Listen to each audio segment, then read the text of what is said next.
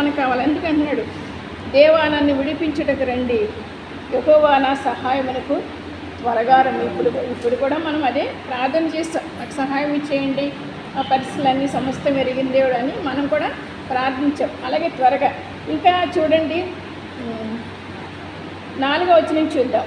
నిన్ను వెతక వారందరూ నిన్ను గూర్చి ఉత్సాహించి సంతోషించుదురుగాక, నీ రక్షణను ప్రేమించి వారందరూ దేవుడు మహిమ పరచబడుగాక నిత్యము చెప్పుకుందరుగా. దేవునికి మహిమ కలుగునుగాక.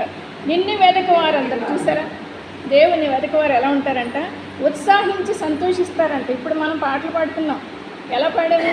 ఏడుస్తూ పాడమా? ఎలా పాడామండి?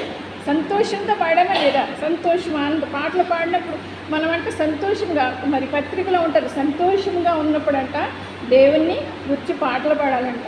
చూడండి, మరి ఇక్కడ ఏమంటున్నారంటే, నిన్ను వెతక వారందరూ నిన్ను గుర్చి ఉత్సాహించి సంతోషించుదురుగాక. ఈ వాక్యం చూడండి, మన జీవితానికి అన్వయించుకుందాం. మనం నీ రక్షణను ప్రేమించే వారందరూ దేవుడి మహిమపరచబడినాక నిత్యము చెప్పుకుందరుగాక. రక్షణను ప్రేమించేవారు, చూడండి, రక్షణ ప్రేమించేవారు దేవుడు మహిమపరి. మనం రక్షించబడ్డామంటే మన జీవితం అంతా దేని కొరకండి? ఇంకా దేవుని మహిమార్థమయ్యే మనము జీవిస్తున్నామంటే మనం. అందుకే ఏ పత్రికలు అంటారు, మనము తినినను మరి ఏ పని చేసినా దేవుని మహిమార్థమై చేయాలంట.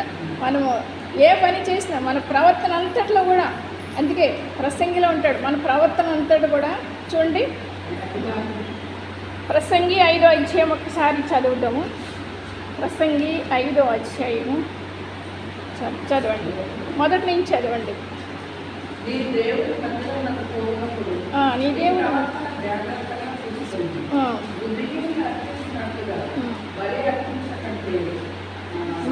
సమీపించి ఆలకించుట శ్రేష్టం. చాలండి. చూడండి, నీ దేవుని మందిరమునికి పోనప్పుడు నీ ప్రవర్తన జాగ్రత్తగా. చూసారా, మరి దేవుని యొక్క వాక్యం సెలవిస్తుంది. అంటే క్రైస్తవులకు జీవితం ఎలా ఉండాలండి? ప్రతి విషయంలో ఒక ప్రత్యేకింపబడిన జీవితం ఉండాలి. మన ప్రవర్తనే అలా ఉండాలంట. మరి స్కూల్కి వెళ్ళినప్పుడు ఇష్టం వచ్చినటువంటి ఊరుకుంటారా టీచర్స్?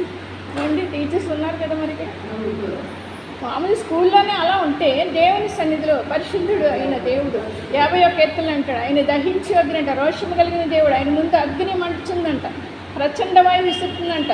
ఆయన రోషము కలిగిన దేవుడు, అటు పరిశుద్ధతలో అతి భయంకరమైన దేవుడు అండి. చూసారా, మరి అట్టి దేవుని సన్నిధిలో మనం ఉన్నప్పుడు ఇంకెలా ఉండాలండి? ప్రవర్తన జాగ్రత్తగా. అంటే జాగ్రత్త అంటే అసలు ఎలాగంటామండి? జాగ్రత్తగా ఉండండి అంట పిల్లల్ని. ఎందుకు? ఏదైనా అపాయం వస్తుందేమో, ఏదైనా అపాయంలో పడతారేమో